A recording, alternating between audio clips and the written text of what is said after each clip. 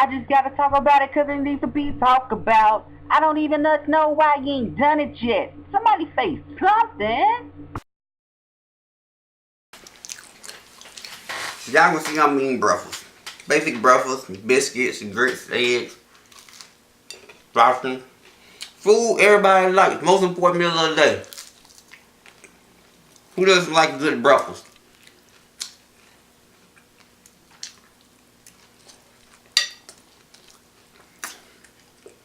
Matter of fact, at the end of my last video about the 34-year-old high school student, or a woman who was pretending to be a high school student, that's what all the record was about. My mother was calling my name, breakfast.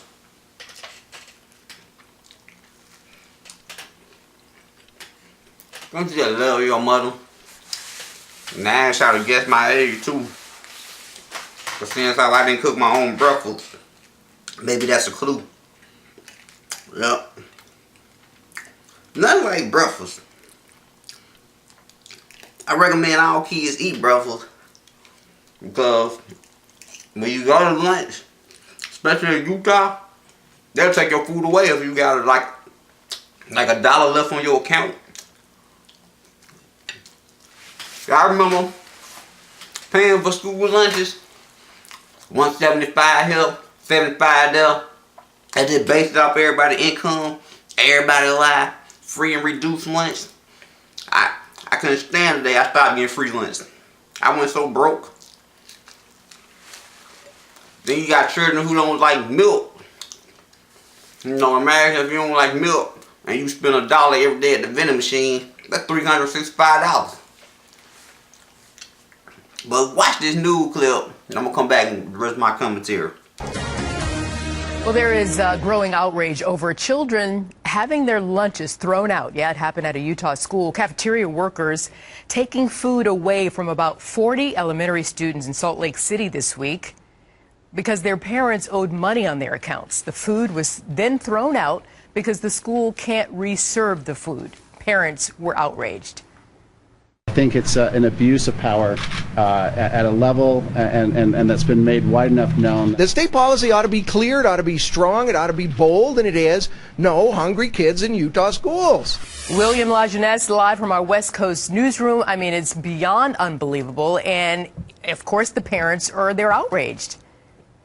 Yeah, bullying, abuse of power, just stupid. Parents have called it all of those things. The Unitah District in Salt Lake is under an avalanche of criticism after officials served 40 children, kindergarten through 6th grade, a school lunch, then took the food away moments later after learning the students' accounts were allegedly not paid up, an allegation some parents said was untrue. Now, some kids bring their lunch, others buy it from the cafeteria, and at most schools, parents prepay by the month or semester, and the school subtracts, say, $3 every time your kid eats. In Unitah, the district checks the account at point of sale. So here the kids got their lunch, then while sitting down, had it taken away.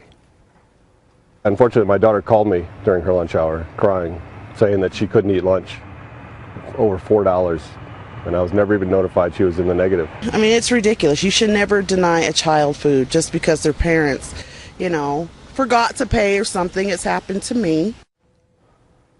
Now, some parents claim, listen, we were never told our accounts were in arrears, or we signed up for an email and never got one. A neighboring district said kids who don't pay, they get a snack so they don't feel ostracized to tell.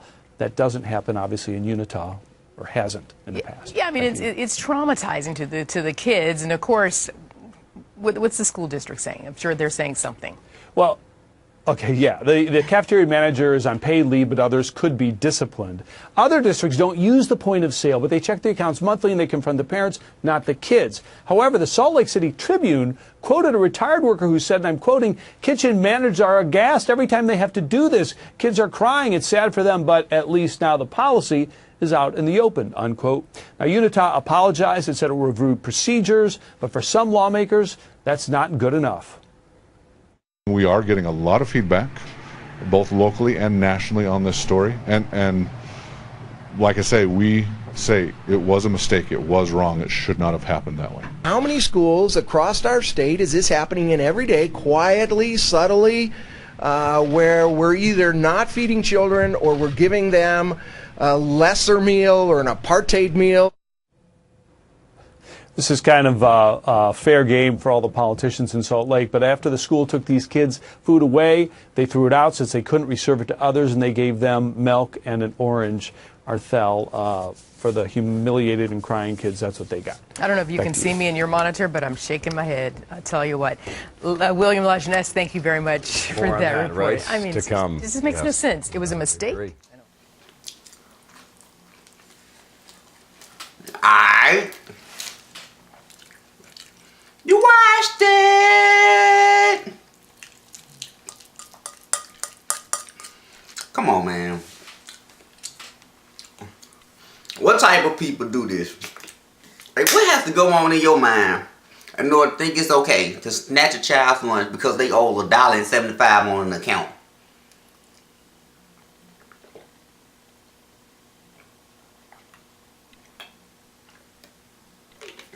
I mean, school lunch ain't even that great. I mean, it's good, man. Y'all appreciate the cafeteria worker. They work hard. And trust me, for some reason, it gets better once you get in high school. With school cafeteria food, I mean, school pizza, nothing else like it. The greatest thing ever invented. We love school pizza. You can't be snatching children's lunch because they got a negative account. Who told you to do that?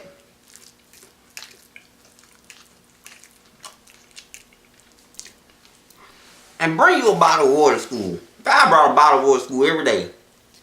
That's how I got my nickname, Holy Water. And later it became J Water. And people knew I rap, so they started calling me MC Holy Water, and there we go.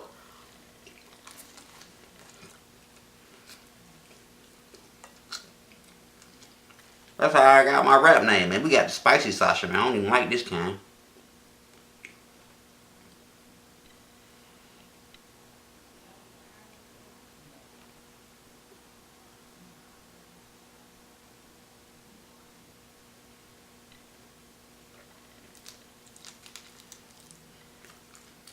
Should have got some bacon. Wish we had some bacon instead of sausage. Not a big sausage eater. I prefer bacon anyway.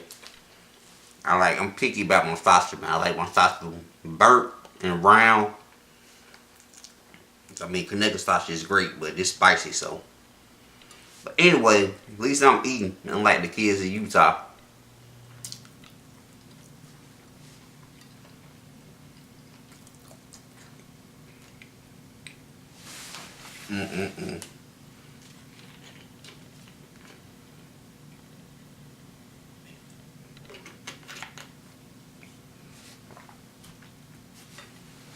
Another story I want to tell you about is food can be racist. Did you know that? Like, food can be racist. For example, breakfast ain't a black people thing or a white people thing. But fried chicken is. And this school in California, for Black History Month, decided to serve watermelon and fried chicken. That's how they were going to celebrate Black History Month. So watch that news clip. New at 6 tonight, administrators at an East Bay school are facing tough questions and offering a big apology after a menu controversy. Recently, students at a private high school in Concord wanted to come up with ways to celebrate Black History Month during a lunchtime celebration. But when the school announced a lunch of fried chicken, cornbread, and watermelon, students and parents were outraged, not to mention offended. NBC Bay Area Cheryl Hurd is live in Concord with more on that story. Well, Jessica, this happened here at the all-girls Crondelet High School in Concord. Someone called our station yesterday saying that there was a public announcement to students outlining what ended up being a very offensive menu. The principal and dean did not want to talk to us on camera, but they felt it was important enough to hold a general assembly here today, and they passed out this letter to parents and families who may have been offended. The dean of students told me today, we talked about it, there's no issue, and it's done. But the principal's letter to parents offers a deeper explanation on the issue.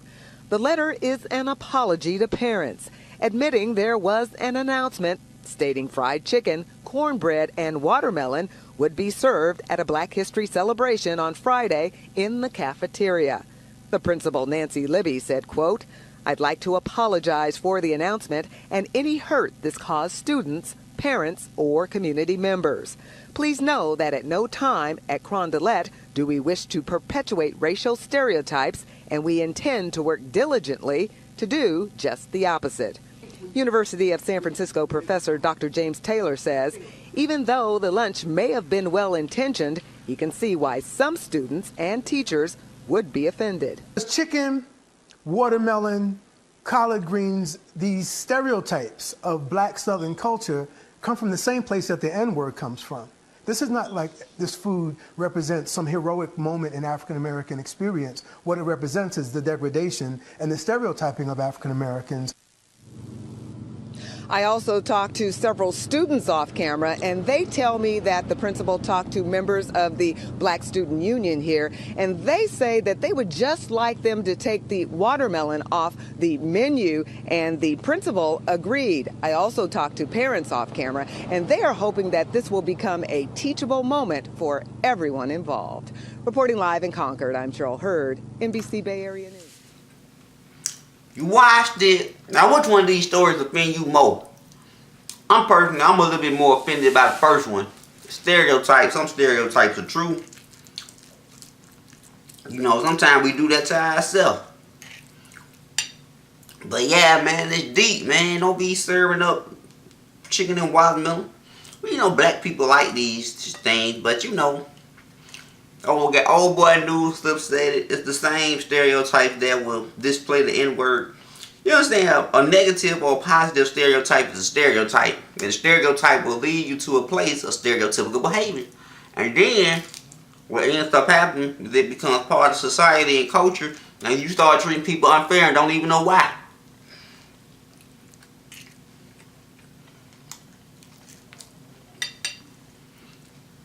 Y'all gotta get together, cafeteria. Well, so ironic, they probably could have had this on the menu without saying that. People would have enjoyed their food. If they hadn't made the Black History Month announcement and just served up fried chicken and watermelon, everybody would have been chowing down. Black and white.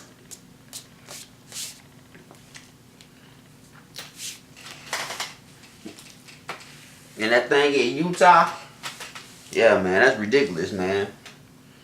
Y'all know kids deserve to eat. You know damn well kids deserve to eat their food.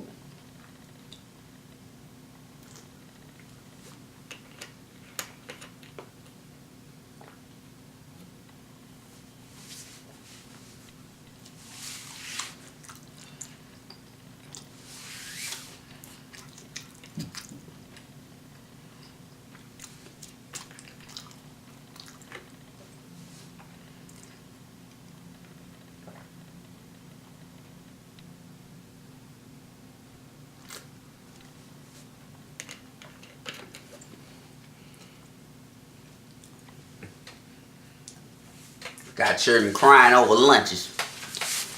Tell you from me, kids, elementary through high school, enjoy the school lunch. Because when you get to college, it gets no better. Food gets absolutely worse. It's like it takes a back step. Nothing wrong with cat food, just so many people in there. It's like a pack of wild animals. Enjoy this single file line system. Granted, it's deeply over expensive. Way too over expensive. But you paying for the atmosphere.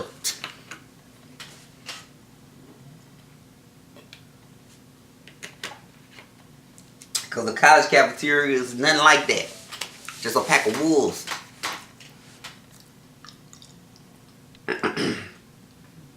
Especially if they serving chicken and watermelon. No, I'm lying. That's just a stereotype. That's it. Any questions? I didn't think so. Enjoy your food. Say your prayers. Say your grace. Let the kids eat. You can't just not let them eat. But the cafeteria workers not getting paid and respected enough. Pay and respect the cafeteria workers. You can't please everybody. It's just wrong to not let a child eat. The whole thing about California and the racist food It was an accident, man. You know when white people in charge, they try to celebrate black culture, sometimes they mess up. That's why black people got to be in a position of power. It ain't the first time something like this happened in California, man. California University, where they had a cupcake sale, which was extremely racist, but I'll talk about that later. And then you will understand more about what I mean about if black people not in power and white people start making all the rules to celebrate Black History Month. What do you expect? These things happen, people. Gotta get together and let the kids eat. Can't say it enough. The children of the future. Millions and millions of starving children across the world.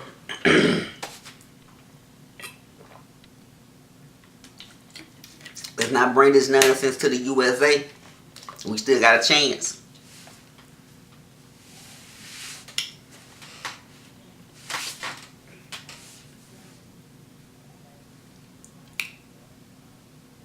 That's it.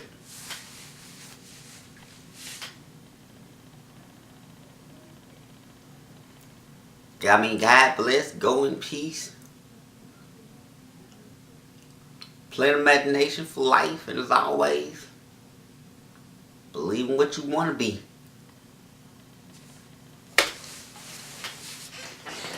And say your grace when you eat, if you get a chance to. I just gotta talk about it because it needs to be talked about. I don't even know why you ain't done it yet. Somebody say something.